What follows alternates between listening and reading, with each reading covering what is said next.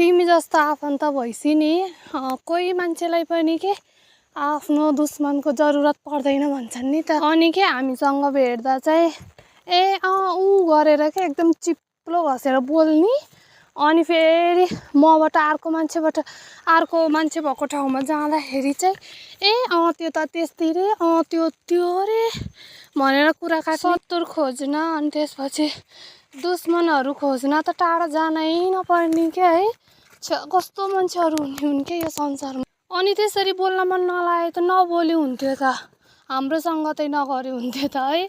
अनि फेरि के घुर्सी बोल्न पर्ने के, यति चिल्लो घसेर बोल्न पर्ने।